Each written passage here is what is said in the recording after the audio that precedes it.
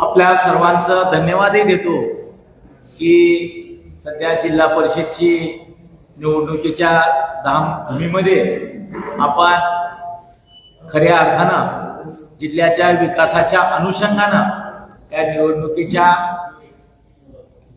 बातम्या देत आहात आणि अशा धावपळीच्या वेळेतही आपण वेळात वेळ काढून आमचे नेते मित्र संस्थेचे उपाध्यक्ष माजी मंत्री आमदार राणा जगजितसिंह पाटील साहेब यांच्या पत्रकार परिषदेसाठी उपस्थित आहात। आज दोन विषयाच्या अनुषंगानं ही पत्रकार परिषद आयोजित केली आहे। कालच महाराष्ट्राचे महसूल मंत्री आदरणीय चंद्रशेखर बावनकुळे साहेब आले होते। त्यांच्या प्रमुख उपस्थितीत आणि महिलांच्या प्रमुख उपस्थितीमध्ये महायुतीचा ग्रामीण आपल्या धाराशिव जिल्ह्याच्या जाहीरनामा जिल्हा परिषदेच्या निवडणुकीच्या अनुषंगानं कालच प्रकाशित करण्यात आलेला आहे। त्या संदर्भात व अर्थसंकल्पाबाबत आदरणीय राणा दादा आपल्याशी संवाद साधणार आहेत। मी आदरणीय राणा दादांना विनंती करतो की आपण सर्व पत्रकार बांधवांशी संवाद साधावा।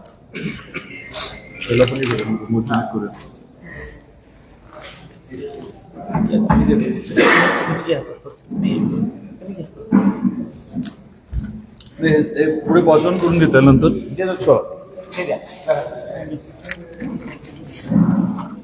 काही जण असे धरा, काही जण असे धरा। तुम्ही असं धरा, तुम्ही असं धरा, मी कसं धरा, तुम्ही असं धरा, हा मी असं धरा।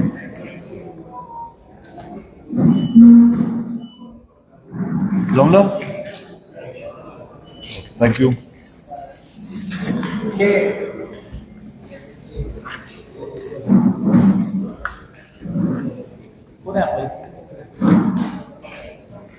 नमस्कार।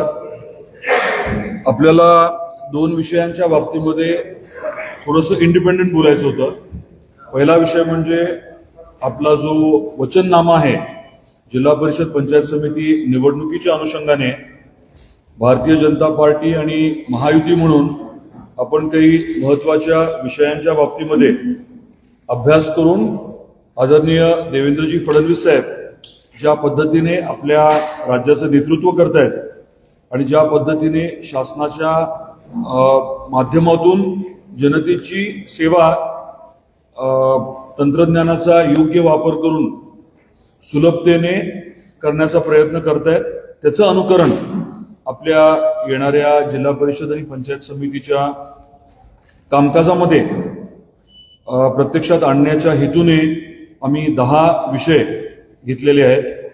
पहिला विषय जो आहे तो लोकाभिमुख, प्रगत आणि पारदर्शक प्रशासन। याच्यामध्ये सगळं आलंच, पण महत्वाचं म्हणजे एआयचा वापर करून आणि व्हॉट्सॲपचा वापर करून शक्यतो नागरिकांना, ग्रामस्थांना जिल्हा परिषदेमध्ये चक्रा मारायची वेळ येऊ नये या अनुषंगाने आमचं नियोजन राहणार आहे। दुसरा विषय जो आहे तो आरोग्याच्या बाबतीत। आपल्याला कल्पना आहे की आरोग्य सेवा जी आहे ती आपण प्रत्येक गावात पोहोचवण्याचा निर्णय घेतला होता, त्याचं नियोजन झालं होतं। परंतु आता आपण संकल्प करतोय की ज्या गावांमध्ये आरोग्य सुविधा स्थायी पद्धतीने उपलब्ध नाहीये अशा गावांमध्ये दर महिन्याला एक सर्वरोग निदान शिबिराचा कॅम्प आवर्जून आपण घ्यायचा। त्याच्यानंतर पर्यटन विकासाच्या बाबतीत आपल्या ग्रामीण पर्यटनाचा विषय अजून चांगल्या पद्धतीने हाताळत आपण निर्णय घेतोय की या माध्यमातून जे ऐतिहासिक, धार्मिक आणि निसर्गरम्य आपल्या जिल्ह्यातले ठिकाणे आहेत त्याचा विकास करायचा, जेणेकरून तिथे स्थानिकांना रोजगाराची संधी उपलब्ध होईल, स्थानिकांना उद्योग व्यवसाय करता येतील आणि आपल्या अर्थकारणाला अजून चालना मिळेल। महिला सक्षमीकरणाच्या बाबतीमध्ये बचत गट जे आहेत त्यांना अजून आर्थिकदृष्ट्या सक्षम करणं आणि जे उत्पादन त्यांचं असतं महिला बचत गटाच्या माध्यमातून झालेलं उत्पादन त्याला हक्काचं व्यासपीठ, बाजारपेठ उपलब्ध करून देणं आणि त्या पूर्ण मार्केटिंगच्या प्रक्रियेमध्ये हँड होल्डिंग करण्याचा देखील आम्ही निश्चय केलेला आहे। सौर ऊर्जेवर आधारित आपल्याला छोटे का असेना वीज निर्मिती प्रकल्प घ्यायचे जेणेकरून ग्रामीण भागात ग्रामपंचायतीची जी काही वीज बिलाची देणी असतात ती प्रलंबित राहू नये. वीज जनरेट करून पथदिवे असतील ग्रामपंचायतीचे किंवा ग्रामपंचायतचं ऑफिस असेल, गरज पडली तर शाळेची इलेक्ट्रिसिटीची कॉस्ट, हे सगळं सोलरचे पॅनल लावून ग्रामपंचायतीच्या मालकीचे प्रकल्प करून त्यांचं वीज बिल शून्य करायचं असा एक आम्ही निश्चय केलेला आहे. त्याचबरोबर शिक्षणाच्या बाबतीत अद्ययावत शिक्षण, याचा अर्थ बेसिकली असा झाला की नवीन जी आपली शिक्षण प्रणाली आहे NEP जी आहे त्या नवीन पॉलिसीप्रमाणे आपण अभियान राबवणार आहोत आणि प्रत्येक शाळा डिजिटल, प्रत्येक जिल्ह्यात प्रत्येक गावातली शाळा डिजिटल करण्यावरती आपला भर राहील. याच्यासाठी CSRचा मोठ्या प्रमाणात आपण वापर करणार आहोत. सोलर आणि विंडचे मोठे प्रकल्प आपल्या जिल्ह्यात आहेत आणि त्या कंपन्यांच्या माध्यमातून CSR घेऊन आपली जी काही शिक्षणाशी संबंधित जी यंत्रणा आहे ती बळकट आणि अद्ययावत करायचं आपण ठरवलंय. रोजगाराची संधी, आता आपल्याला माहिती आहे की प्रचंड प्रमाणामध्ये आपल्या राज्यामध्ये गुंतवणूक होतीये, तर त्या गुंतवणुकीच्या बरोबर रोजगाराची संधी उपलब्ध झाली आहे, परंतु त्यासाठी प्रशिक्षित आपल्याला लोकांची गरज आहे.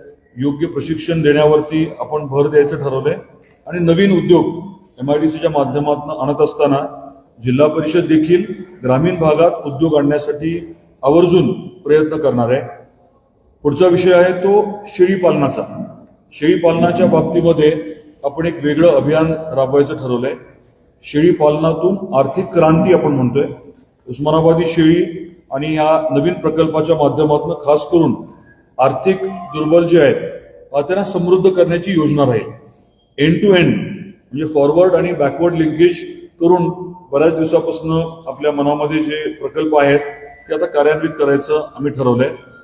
गाव तिथे पक्के रस्ते, शेत रस्ता, पानंद रस्ता आणि गाव अंतर्गत रस्ते हे व्यवस्थित करणं, सुधारणा करणं किंवा नव्याने करणं याच्यावरती देखील आपला भर राहणार आहे. आणि शेवटचा महत्वाचा मुद्दा म्हणजे पाणी पुरवठा योजना. आपल्याला कल्पना आहे की आपल्या जिल्ह्यात आणि देशात अनेक गावांमध्ये योजनाचं काम अपूर्ण आहे वेगवेगळ्या कारणामुळे. युद्ध पातळीवरती लक्ष देऊन या ज्या अर्धवट पाणी पुरवठ्याच्या योजना आहेत त्या पूर्ण करणं, त्याच्यामुळे खराब झालेले रस्ते दुरुस्त करणं याच्यावरती देखील भर द्यायचा आपण ठरवलंय. तर आपल्या प्रेस कॉन्फरन्सचा पहिला मुद्दा हा आहे की महायुती वचननामाच्या माध्यमातून या 10 मुद्द्यांच्या बाबतीत आपल्या धाराशिव जिल्ह्यातील ग्रामीण भागातल्या जनतेला शब्द देते की पुढचे 5 वर्ष याच्यावरती फोकस करून, जसं आम्ही नगर परिषदला ठरवलंय 100 दिवसाचा प्रोग्राम आदरणीय देवेंद्रजींनी जे आपल्या राज्यस्तरावरती केलंय ते आपल्या जिल्ह्याच्या स्तरावरती देखील त्याचं अनुकरण करायचं आणि प्रशासन जे आहे ते पारदर्शक करायचं.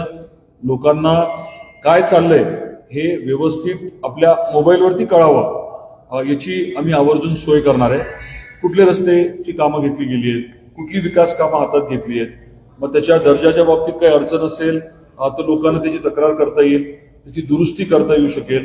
असं पारदर्शक प्रशासन राबवण्याच्या बाबतीतला आमचा निर्णय आहे आणि जनतेला आम्हाला या बाबतीमध्ये आपल्या माध्यमातून शब्द द्यायचा आहे की येणारी जिल्हा परिषद पंचायत समितीची निवडणूक आणि ही प्रक्रिया झाल्यानंतर आम्ही हे सर्व आवर्जून आपल्या समोर एक एक गोष्ट करू आणि दाखवू. हे मला आपल्यापर्यंत पोहोचवायचं आहे. हे प्रश्न असतील तर जरूर आपण विचारावे या विषयावरती. आणि मग त्याच्यानंतर दुसरा एक मुद्दा आहे, माझी विनंती आहे की दोन्ही विषय हे आपण इंडिपेंडेंटली घ्यावे, कारण दोन्ही विषय अतिशय महत्वाचे आहेत. वेळेच्या अभावे मी काल काही प्रेस घेऊ शकलो नव्हतो, त्यामुळे आज मी हे मांडतो.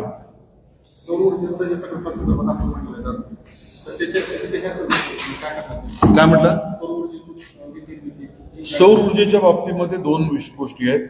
एक तर आपली ग्रामपंचायतीची इमारत किंवा ग्रामपंचायतीच्या मालकीच्या ज्या इमारती आहेत त्याच्यावरती रूफटॉप सोलर, आणि जिथे शक्य असेल, जिथे जागा उपलब्ध असेल, खास करून समजा गायरान जागा उपलब्ध आहे, तर ग्रामपंचायतीच्या मालकीचा सौर ऊर्जेचा प्रकल्प कार्यान्वित करण्याच्या बाबतीत आम्ही ठरवतोय. त्याला बऱ्यापैकी पैसे जे आहेत ते कर्ज स्वरूपामध्ये कमी व्याजदरावरती मिळतात.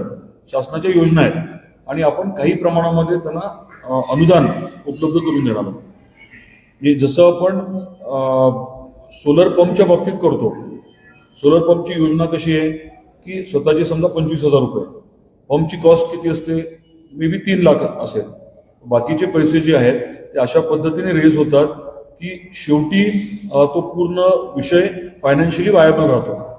म्हणजे अर्थकारणाचा विचार केला तर तो प्रकल्प तोट्यात जात नाही. जल जीवन मिशनच्या 526 योजना आहेत. हो, त्या 526 पैकी 403 योजना ज्या निधी मिळाला बरोबर आहे. पेंडिंग आहे. राज्य शासनाला केंद्र सरकारकडून निधी मिळालेला नाही. तो निधीचा प्रश्न कसा सोडवतो? हे त्या बाबतीतच मुद्दा मी काय म्हटलंय, गावोगावी अपूर्ण असलेल्या योजना पूर्ण करण्यासाठी युद्ध पातळीवर काम करणार. बेसिकली आम्ही या बाबतीमध्ये मुख्यमंत्री महोदयांना बोललेलो आहोत. त्याच्या अनुषंगाने मुख्यमंत्री महोदयांनी केंद्र सरकारबरोबर संबंधित मंत्र्यांवर चर्चा केली आहे आणि साधारण 15,000 कोटी रुपये हे आपल्याला पुढच्या नजीकच्या काळात अपेक्षित आहेत या योजना ज्या आहेत त्या पूर्ण करण्यासाठी. आपल्याला म्हणजे ते राज्याला म्हणतो. शाळेच्या बाबतीत जिल्हा परिषदच्या शाळा स्मार्ट आपण सध्या जिल्हा परिषदच्या शाळांचं बोलतोय. त्याच्यामध्ये CSRचा वापर करून, खास करून आपल्याकडे ज्या विंडमिल आणि सोलरचे आहेत प्रोजेक्ट आहेत त्या कंपन्यांकडनं CSR उपलब्ध करून घेऊन ही योजना आपण राबवायचं ठरवलं. जिल्हा परिषदेच्या जिल्हा परिषदेच्या मोठ्या झाल्या हो, डेव्हलप करून काही उमेद मॉल वगैरे अशा ते उमेद मॉलच्या बाबतीत तर आपलं स्पष्ट आहे की तुळजापूरला जिल्हा परिषदेची जी जागा आहे त्या जागेवरती आपण भव्य असं उमेद मॉल करणार आहोत आणि अशा ठिकाणी जिथे लोकांचा वावर आहे, येणारे भाविक येता जाता ज्या रस्त्यावरती आहे अशा ठिकाणी करणार आपण. शक्यतो कार पार्किंग किंवा मेन रोडवरती ते नियोजितच आहे आपलं. उत्पन्न वाढीसाठी कसं आहे, कळंब असेल, तुळजापूर असेल असे ठिकाणी प्रचंड जागा उपलब्ध आहे. त्याचे BOT प्रपोजल्स हे आपण आधी केले होते, आता ऍक्च्युली कार्यान्वित करू ते. जिल्हा परिषदेच्या सेस वाढवण्यासाठी एक आपण समिती स्थापन केली होती. त्या समितीच्या माध्यमातून फार मोठ्या प्रमाणात प्रयत्न झालेला नाही आणि त्याच्यामुळं तो जो प्लॅन आहे सेस वाढवायचा, सेस 8 कोटीचाच आहे. हो, तर ते वाढवण्यासाठी काहीच विषय म्हणजे राहिला नाही. मग तसं म्हणजे असं प्लॅन काय आहे म्हणजे नाही, मी एक विषय सांगितला आपल्याला की जी जागा आपल्याकडे उपलब्ध आहे, म्हणजे आता तुळजापूर शहरामध्ये पण जिल्हा परिषदच्या मालकीची जागा उपलब्ध आहे किंवा कळंबमध्ये बघितलं, तुळजापूरमध्ये बघितलं तर जिथे आपलं पंचायत समितीचं कार्यालय आहे त्याला लागून भरपूर जागा उपलब्ध आहे. तर त्याचं रिडेव्हलपमेंट करणं हा विषय नक्की आपण हाती घेणार आहोत आणि संबंधित मंत्री महोदय जयकुमारजी गोरे यांच्याबरोबर याविषयी चर्चा आधी झालेली आहे. येणाऱ्या कालावधीमध्ये आपण तो विषय निश्चित हातावरती घेऊ आणि आपल्या जिल्ह्यामध्ये पायलट प्रोजेक्ट म्हणून तरी किमान आपण सुरुवात करू. आता जिल्हा परिषदेच्या शाळा सध्या ऊस पडत आहेत. विद्यार्थी वाढीसाठी काय प्रयत्न केले? मी आपल्याला सांगितलं ना की अद्ययावत शिक्षण. आता येणाऱ्या काळामध्ये आपण एक ठरवलंय की रोबोच्या माध्यमातून AIचा वापर करून सध्या त्याच्यावरती काम चालू आहे. शिक्षक जसा असतो तसा रोबो असेल आणि एखादा अटेंडंट असेल. म्हणजे रोबोला तुम्ही प्रत्यक्षात एखादा क्लास झाला की प्रश्न विचारू शकाल, म्हणजे विद्यार्थी प्रश्न विचारू शकतील आणि रोबो त्या प्रश्नाच्या अनुषंगाने उत्तर देईल. तर आपण त्याचं ट्रायल पुढच्या प्रॉब्ली महिन्याभरामध्ये घेण्याचं ठरवलंय. त्याच्यावरती काम करणाऱ्या कंपनीने एक बेसिक ट्रायल दिलंय. त्याच्यामध्ये मी काही सुधारणा सुचवल्यात. त्या एकदा झाल्या की मग प्रत्यक्षात एक पायलट प्रोजेक्ट छोटा योग्य आहे का नाही आपण बघू. योग्य वाटला तर मग पुढे नेता येईल. 2012 जिल्हा परिषदच्या शाळेमध्ये मध्यंतरी जिल्हा परिषदच्या शाळेमध्ये मध्यंतरी सीबी इंग्रजी म्हणजे चालू केलं होतं.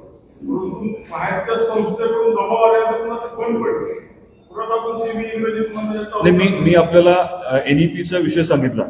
जी नवीन आपली एज्युकेशन पॉलिसी आहे त्याचा आपण योग्य जिथे जे अभिप्रेत आहे NEP मध्ये त्याचं ते आपण आपल्या जिल्ह्यामध्ये आपल्या शाळांमध्ये आणणार आहे. आणि अद्ययावत मी शब्द का वापरला, कारण टेक्नॉलॉजी जी आहे ती टेक्नॉलॉजी आता खूप उपलब्ध आहे. प्रगत आपल्याकडे तंत्रज्ञान उपलब्ध आहे. त्याचा वापर आपण आपल्या इथे करू. फार खर्चिक नाहीये. हा थोडासा भाऊ होतो खर्चिक आहे म्हणून, पण तसं काही नाहीये. आम्ही त्या बाबतीमध्ये योग्य ते काम ऑलरेडी केलंय. त्याचं म्हणजे काय कार्यान्वित करायचं म्हटलं तर एक पायलट करू, आधी पायलट करून मग पुढे जाऊ. आपले पारदर्शक प्रशासनासाठी आपण प्रयत्न करणार असं म्हणलंय. हो. पण त्यासाठी एक्झिस्टिंग सिस्टीम आहे, पण तरी आपण असं वेगळं काय करणार आहे की तक्रारीचं निवारण होईल? नाही, अपेक्षित काय आहे, आता तुम्हाला उदाहरण देतो. वेगवेगळे सॉफ्टवेअर आपण वापरतोय, तंत्रज्ञानाचा वापर आपण करतोय, परंतु पारदर्शकता म्हणावी तेवढी अजून नाहीये. आता एक उदाहरण तुम्हाला सांगतो मी. रस्त्यावरती खड्डा, आपण इंग्रजीमध्ये पॉटहोल म्हणतो. तर पॉटहोलच्या बाबतीमध्ये एक सॉफ्टवेअर तयार केलं पीडब्ल्यूडीने. म्हणजे आपल्याला पीडब्ल्यूडीच्या कुठल्याही रस्त्यावरती महाराष्ट्रात कुठेही जर खड्डा दिसला तर तुम्ही तिथे थांबून जर फोटो काढला आणि त्या ऍपवरती टाकला तर खरं तर त्याच्यावरती ऍक्शन होणं अपेक्षित आहे. पण अडचण अशी आहे की लोकांना माहितीच नाही असं सॉफ्टवेअर आहे, आणि पीडब्ल्यूडी वाल्यांना दाखवा म्हटलं तर ते सुरू करायचा प्रयत्न करतात पण सुरू होत नाही. तर हे आपल्याला बदलायचं आहे. अनेक गोष्टी उपलब्ध आहेत, परंतु लोकांना त्याचं ज्ञान नसल्यामुळे त्याच्यामध्ये हालचाल जास्त होत नाही. तसंच असणार आहे. म्हणजे प्रशासनाची, समजा मी एखादा तिथे अधिकारी कर्मचारी आहे, ते आपण नाही मी काय म्हणतोय, नाही आपण ते इफेक्टिव्ह करणार. लोक अशा विषयाकडे कधी गांभीर्याने बघतील जेव्हा तुम्ही तक्रार केल्यावरती काहीतरी उपयोग होत असेल तर. म्हणजे तुम्ही माझी तक्रार केली आणि प्रशासनाने माझ्यावरती कारवाई केली, तुम्हाला त्याची मदत झाली, तुम्ही 10 लोकांना सांगणार ना. मग तुम्हाला मदत झाली म्हणून अजून बाकीचे लोक पण त्याचा वापर करतील असं अपेक्षित आहे. तर नवीन शिक्षण पद्धतीमध्ये सेमी ग्रामीणचा समावेश आहे, आणि त्याच्यामध्ये आता 2012-13 पासून ते 2021 पर्यंत शाळेचा पट करण्याची शाळेचा पट रेशो होता तो 2-3% होता. परंतु 2021 पासून ते आतापर्यंत 2026 पर्यंत 11% गेलेला आहे. नाही, माझी विनंती काय आहे, ह्याच्या बारकाव्यामध्ये आपण थोडं नंतर जाऊ. मी आपल्याला ब्रॉडली सांगितलं, धोरणात्मक काय करणार आहे ते सांगितलं, पण त्याची बारकावे आपण नंतर गेलेला जास्त बरं त्याच्यामध्ये. आता मलाही लगेच ऑफ हँड तुम्हाला नाही सांगता येणार, पण परत म्हणजे महिन्याभरानंतर आपण जाऊ डिटेलमध्ये. शेत जे रस्ते आहेत, रस्ते अडवलेले हो. आहेत, त्याबद्दल आपण काय प्रयत्न करणार? नाही, तर कालच बावनकुळे साहेब आले होते आणि त्यांनी स्पष्टपणे सांगितलंय की आपले शेत रस्ते, पानंद रस्ते ह्याची अडवणूक वगैरे कुठे झाली असेल ते आता एक समिती गठीत करणार आहेत. संबंधित जे आमदार आहेत त्यांना त्या समितीचे ते अध्यक्ष करणार आहेत आणि बरेचसे अधिकार त्यांना देणार आहेत.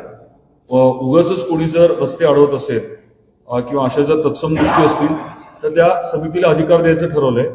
आणि प्रचंड प्रमाणामध्ये लोकांच्या तक्रारी आहेत ज्या प्रलंबित आहेत त्या मार्गी लागतील जर अशी एम्पॉवर्ड कमिटी, अशी समिती जर त्यांनी दिली तर उपयोग होणार आहे. ठीक आहे, हा विषय जर साधारण आपला झाला असेल तर पुढच्या मुद्द्यावरती आपण जाऊया.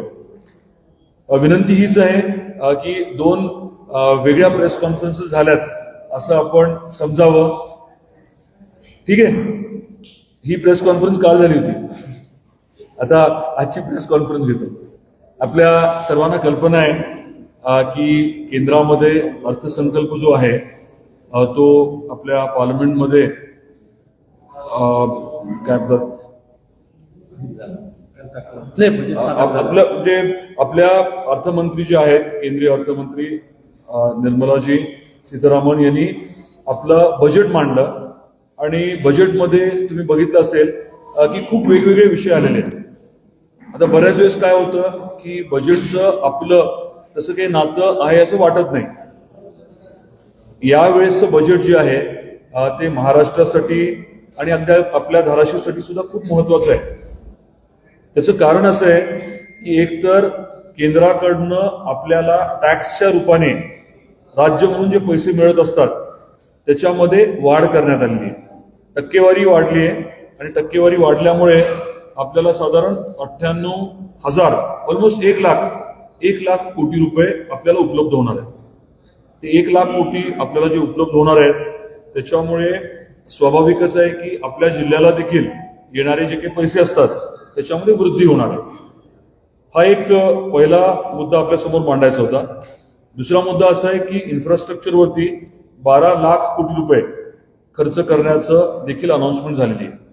आणि त्याच्या माध्यमातून आपल्या भागामध्ये देखील रस्ते, पाणी, वीज हे जे इन्फ्रास्ट्रक्चरल विषय आहेत त्याला अधिकचे पैसे उपलब्ध होतील अशी अपेक्षा आहे. बाकी वेगवेगळे विषय जे सांगितले त्याचा थेट फरक आपल्याला पडणार आहे. आता महिलांचं हॉस्टेल, वसतिगृह हे प्रत्येक जिल्ह्यामध्ये करायचं ठरलंय. त्याची फायनल प्रिंट आपल्याला येणार आहे. म्हणजे स्वाभाविकपणे आपल्या जिल्ह्यात देखील महिलांचं, मुलींचं हॉस्टेल जे आहे हे चांगलं येणाऱ्या काळात होईल. त्याच पद्धतीने SHE नावाचा एक विषय घेतलाय. म्हणजे बचत गटाचे जे वेगवेगळे महिला काम करतात, एंटरप्रेन्युअर्स जे आहेत, तर त्यांना जसं महाराष्ट्रात उमेद मॉल हा कॉन्सेप्ट होता, उमेद मॉलच्याच धर्तीवर प्रत्येक जिल्ह्यामध्ये महिला बचत गटाच्या अनुषंगाने एक वेगळा मॉल करायचं ठरलंय.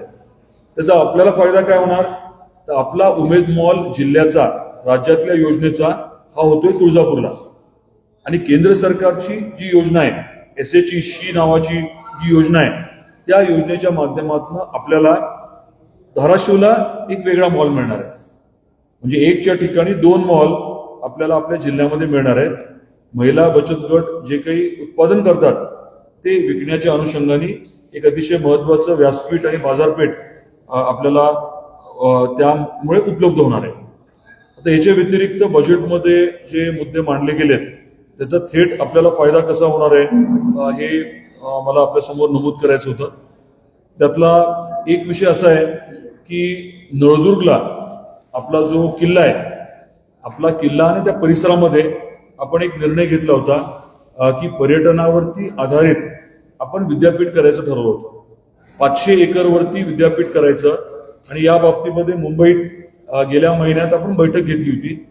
बैठकीला खंदारे नावाचे आपले प्रधान सचिव आहेत, ते पर्यटन विभागाचे आहेत आणि पुरातत्व विभागाचे, सांस्कृतिक कार्य विभागाचे देखील काही संबंधित अधिकारी त्या बैठकीला होते.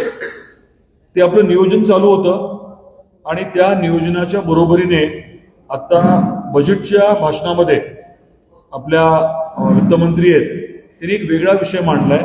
तो म्हणजे देशामध्ये 5 युनिव्हर्सिटी टाउनशिप्स करायचे. युनिव्हर्सिटी टाउनशिप म्हणजे कदाचित आपल्याला विद्यापीठ टाउनशिपला काय म्हणायचं, वसाहत. एक्झॅक्ट ट्रान्सलेशन म्हणजे वसाहत असतं. परदेशामध्ये विद्यापीठाचे छोटे शहर असतात.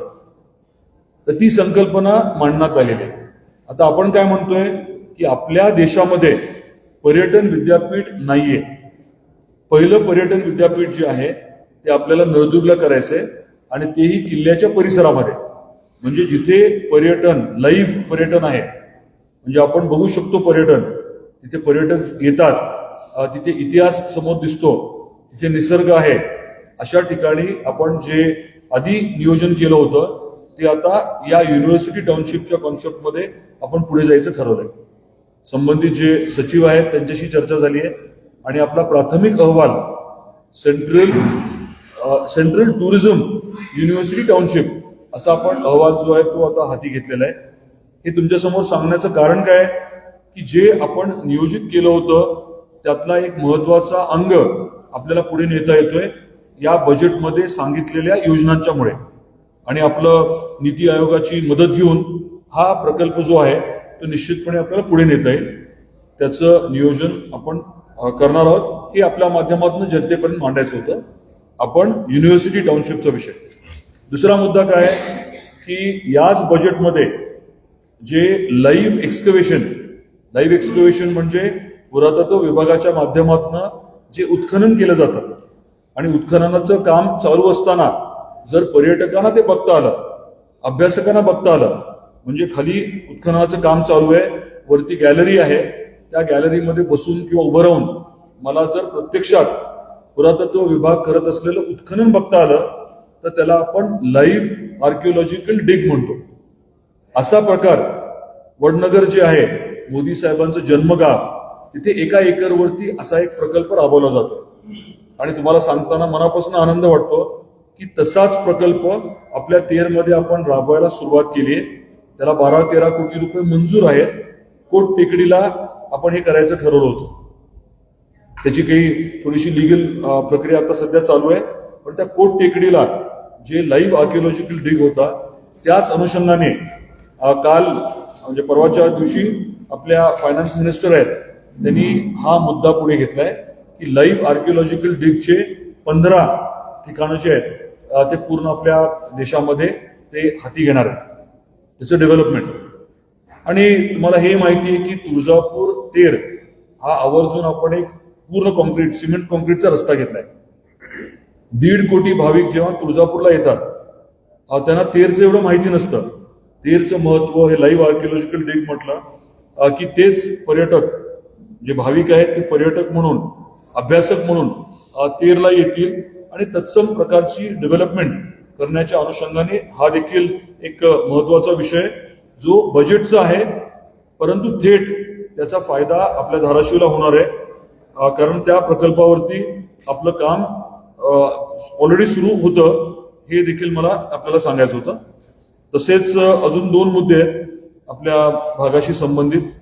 त्यातला उस्मानाबादी शेळीचा विषय जे मी आधीच्या मुद्द्यात तुम्हाला मांडलं तर या बजेटमध्ये आपण उस्मानाबादी शेळीचं ब्रीडिंग म्हणजे त्याचं पालन काय ब्रीडिंगला काय म्हणायचं वंशावळ नाही ब्रीडिंग म्हणजे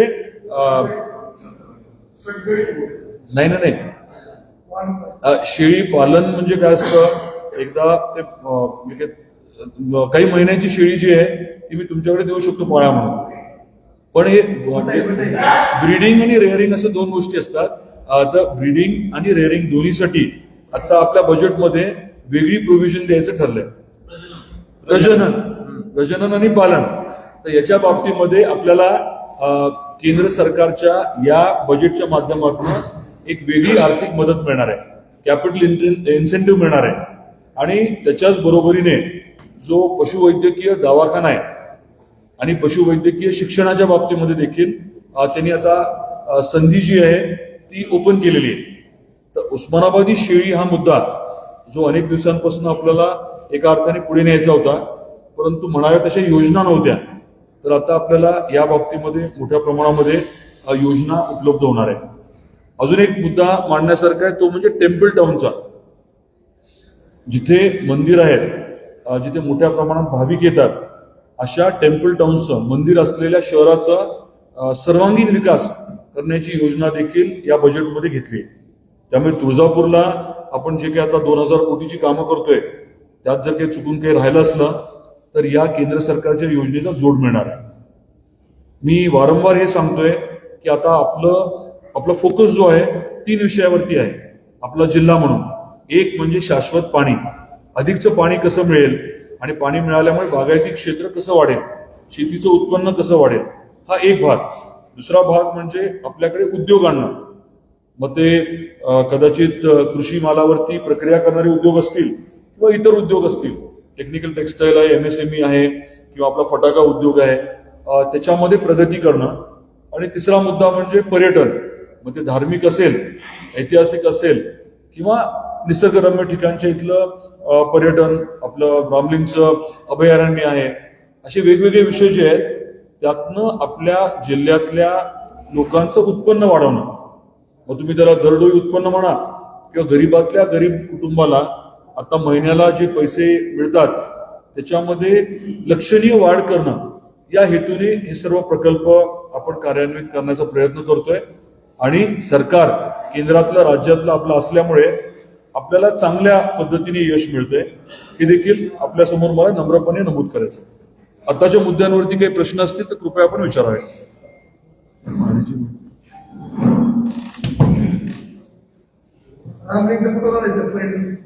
रामलिंगचं पहिलं 6 कोटीचा विषय जो आहे या DPC मध्ये आपण घेतलेला आहे. त्याची टेंडरिंग प्रोसेस जी आहे आचारसंहिता संपल्यानंतर लगेच सुरू होईल. 6 असे 18 कोटीचे आपण 3 टप्प्यात 18 कोटी उपलब्ध करून देतो.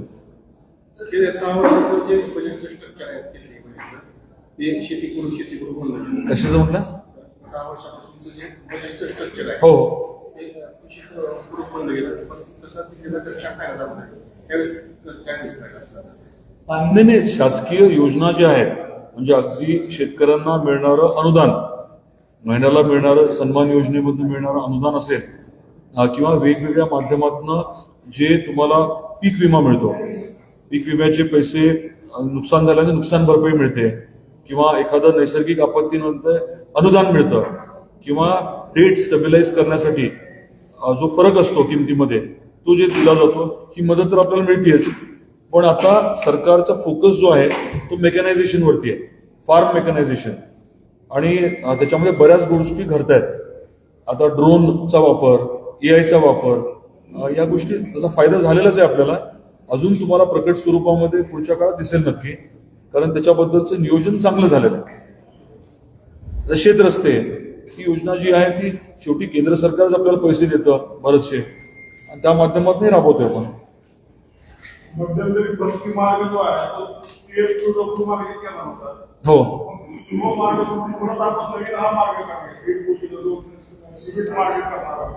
नाही, 300 कोटी साधारण खर्च करून तेर तुळजापूर या रस्त्याचं आपण काम सुरू केलंय, त्याचं बोलतोय मी.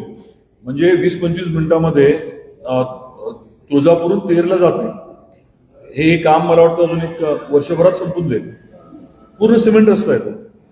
आणि आपलं पालखी मार्ग जो आहे तो वेगळा विषय. आपली पालखी काकांची जी पंढरपूरला जाते तो एक वेगळा विषय घेतोय आपण.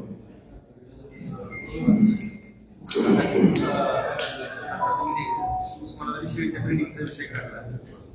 गाईंच्या बाबतीत सरोगेटचा उसाची शेळीच्या बाबतीत कसं काय वापरायचं. आता शेळीचं कसं आहे, आम्ही खूप त्याच्यावरती काम केलंय. काही गोष्टी आमच्या मनामध्ये स्पष्ट आहेत. फक्त एवढंच आहे की शासकीय योजना स्पेशल अशी नव्हती. आता आपल्याला या माध्यमातून केंद्राचीच मदत डायरेक्ट मिळणार आहे.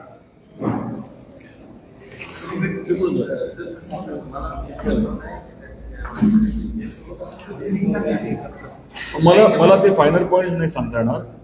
तुम्ही नंतर एक्सप्लेन करा, तज्ञांबरोबर बसू आपण.